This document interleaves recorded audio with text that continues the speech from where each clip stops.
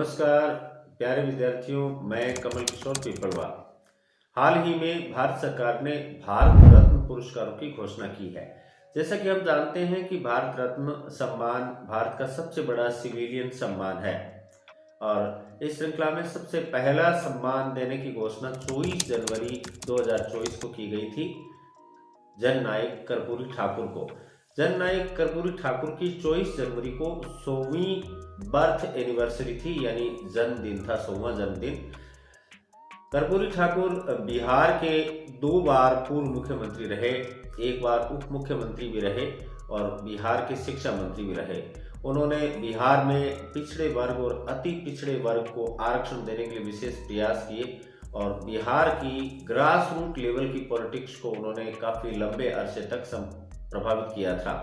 कर्पूरी ठाकुर देश के पहले आम चुनाव से लेकर अपनी मृत्यु पर्यंत लगातार राजनीति में सक्रिय रहे। 1988 जब उनकी मृत्यु हुई तब भी वो विधायक थे, कई बार वो सांसद भी रहे।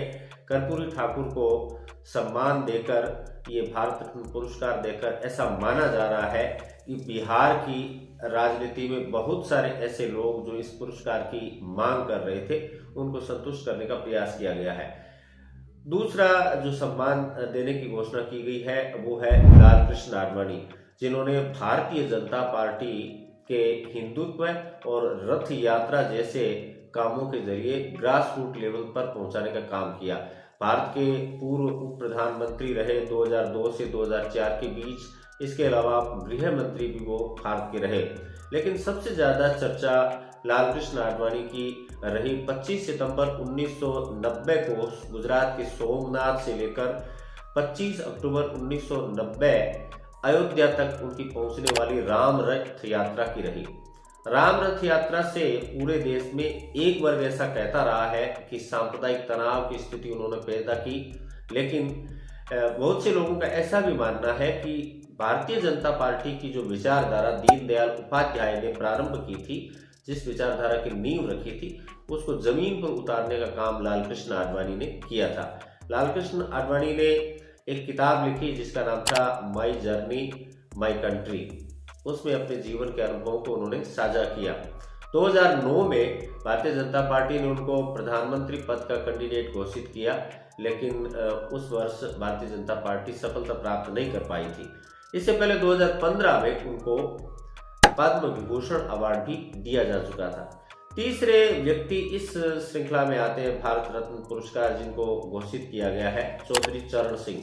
चौधरी चरण सिंह किसानों के नेता रहे और हमारे देश में 170 दिन के लिए प्रधानमंत्री रहे। 28 जुलाई 1979 को वो प्रधानमंत्री बने और बहुत छोटे कार्यकाल के लिए।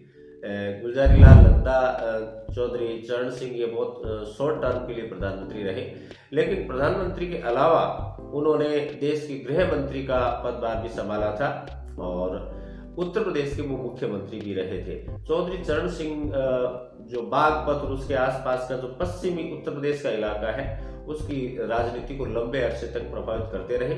वर्तमान में उनके पोते जयंत चौधरी आरएलडी के अध्यक्ष हैं और चौधरी अजीत सिंह उनके सुपुत्र, वो भी लंबे समय तक राजनीति में सक्रिय रहे।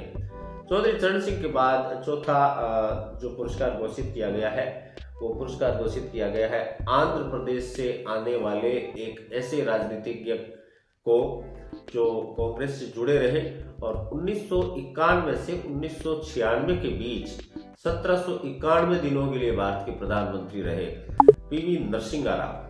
पीवी नरसिम्हा राव भारत के एक ऐसे प्रधानमंत्री रहे जो 18 भाषाओं के जानकार भी थे। उन्होंने खूब सारी अपनी रचनाएं भी लिखी। इनसाइडर नाम का उनका उपन्यास काफी चर्चित हुआ। उन्होंने अयोध्या 6 दिसंबर 1992 नाम से भी एक किताब लिखी। कुल मिलाकर पीवी नरसिम्हा राव का जो कार्यकाल रहा, उस कार्यकाल की उपलब्धि ये रही कि उन्होंने हमारे देश में इकोनॉमिक रिफॉर्म्स की शुरुआत की थी। पीवी नरसिम्हा राव के समय में फाइनेंस मिनिस्टर का काम देख रहे थे डॉक्टर मनमोहन सिंह। कहते हैं कि डॉक्टर मनमोहन सिंह को जो गाइडेंस प्रदान कर रहे थे हमारे देश के तत्कालीन प्रधानमंत्री पीवी नरसिम्हा राव, उन्होंने हमारे देश में एलपीजी कॉन्सेप्ट की शुरुआत की थी। लिबरलाइजेशन, प्राइवेटाइजेशन और ग्लोबलाइजेशन, उसके माध्यम से हमारे देश में आर्थिक सुधारों की उन्होंने शुरुआत की और इन्हीं आर्थिक सुधारों को सम्मानित करने का फैसला वर्तमान सरकार ने भारत रत्न के रूप में किया है। पीवी नरसिंह राव 1971 से 1973 के बीच आंध्र प्रदेश के मुख्यमंत्री भी रहे थे। आंध्र प्रदेश में इससे पहले उन्होंने एजुकेशन का, हेल्थ का कई महत्वपूर्ण पोर्टफोलियो में उन्होंने काम किया था। पीवी नरसिंह राव का विवादों से भी संबंध रहा। पीवी नरसिंह राव 6 दिसंबर 1992 को जब बाबरी मस्जिद का ढांचा गिराया गया, उस समय प्रधानमंत्री थे, तो उन पर एक वर्ग ये आरोप लगाता रहा कि उन्होंने अपने उत्तरदायित्वों का निर्वहन ईमानदारी के साथ में नहीं किया था।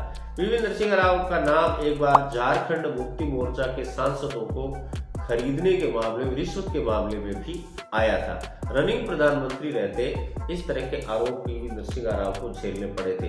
लेकिन कुल मिलाकर बात यह है कि उन्होंने 1991 से 1996 के बीच 1791 दिनों तक भारत के प्रधानमंत्री के तौर पर काम किया और देश को आर्थिक सुधार उन्होंने उपलब्ध करवाए थे। एक और नाम जिसकी चर्चा इस बार, ये 4 लोग पॉलिटिकल लोग थे जिनको भारत रत्न देने की घोषणा की गई है। 5वां नाम है एमएस स्वामीनाथन। एमएस स्वामीनाथन हमारे देश के महान कृषि वैज्ञानिक रहे हैं और जिनका पिछले साल सितंबर 2023 को 98 साल की उम्र में उनका निधन हो गया था। तमिलनाडु से आते। हमारे देश ने 1960 और 70 का दशक देखा, जिस समय हमारे देश में खाद्यान्न की बड़ी समस्या थी। उस समस्या से निजात दिलाने में जिस महान वैज्ञानिक का योगदान रहा, ऐसे एमएस स्वामीनाथन, जो उस समय में नॉर्थ अमेरिका गए और नॉर्थ अमेरिका के प्रसिद्ध कृषि वैज्ञानिक नॉर्मन ई बोरलॉग के साथ मिलकर के उन्होंने भारत में कृषि सुधारों को लागू किया और कृषि को मॉडरेट करने का काम उन्होंने किया। इसलिए उनको हरित क्रांति का जनक कहा जाता है हमारे देश में।